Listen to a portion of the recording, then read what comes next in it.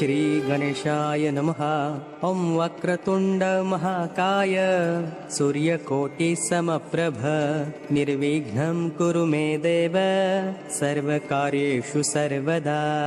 ॐ गुरुर्ब्रह्मा गुरुर्विष्णुः गुरुर्देवो महेश्वरः गुरुः साक्षात् परब्रह्म तस्मै श्री गुरवे नमः। ॐ सरस्वती नमस्तुभ्यं वरदे कामरूपिणीं विद्यारम्भं करिष्यामि सिद्धिर्भवतु मे सदा। ॐ सर्वबाधा विनिर्मुक्तो धनधान्य सुतान्वितः मनुष्यो मत्प्रसादेन भविष्यति न संशयः। ॐ सर्वमङ्गलमाङ्गल्ये शिवे सर्वार्थसाधिके शरण्ये त्र्यम्बके गौरी नारायणी नमोऽस्तुते।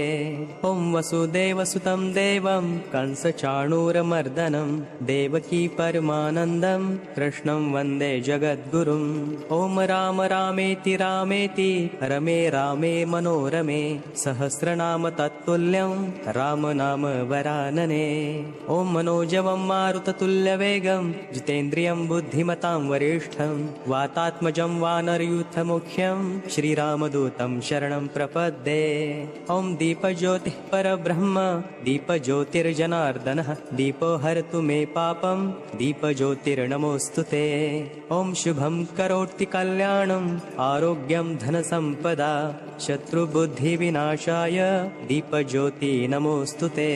ॐ सर्वेऽपि सुखिनः सन्तु सर्वे सन्तु निरामयः सर्वे भद्राणि पश्यन्तु मा कश्चित् दुःखभाग् भवेत्।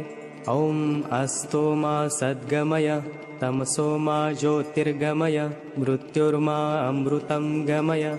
ॐ शान्तिः शान्तिः शान्तिः।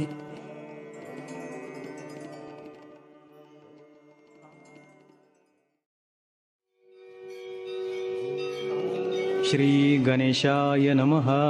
ॐ श्री सीतारामचन्द्राभ्यां नमः। ॐ ततः स तुलसीदासः सस्मार रघुनन्दनं हनुमन्तं तत्पुरस्तात् तुष्टाव भक्तरक्षणं।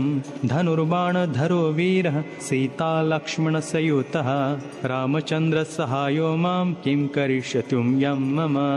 ॐ हनुमाञ्जनीसुनो वायुपुत्रो महाबलः महालाङ्गुलनिक्षेपैर्निहितः अखिल राक्षसः।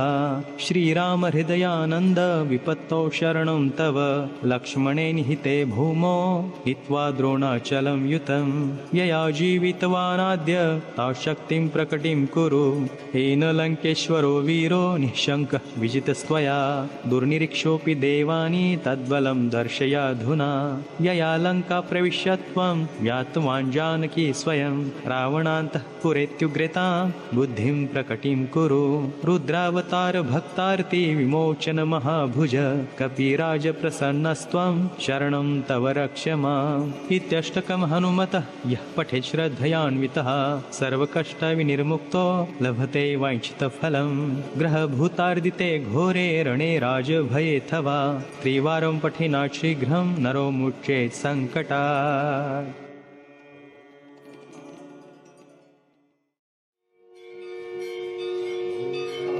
श्री गणेशाय नमः।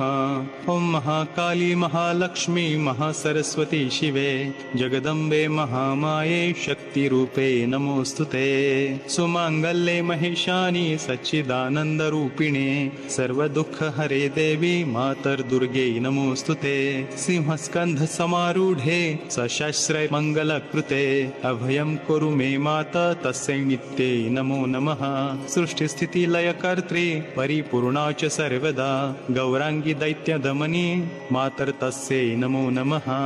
भक्तानां सुखदां नित्यां योगक्षेमकरीं सदा भयान्मे त्राहि त्वन्नित्यं दुर्गे देवी नमोऽस्तुते। शरणागत दीनार्त नामार्ति त्राणपरायणे संसार भयनाशिन्यै दैवतस्यै नमो नमः। उमा सती दाक्षायणी पार्वती त्वं वरानने सर्वत्रासहरे देवी महेशानी नमोऽस्तुते। सच्चिदानन्दरूपायै धात्रे शान्ते नमो नमः। अनन्तभूतिपूर्णायै दैवतस्यै नमो नमः। अनन्तकोटिब्रह्माण्ड नायिके परमेश्वरी सन्मतिदानशीलायै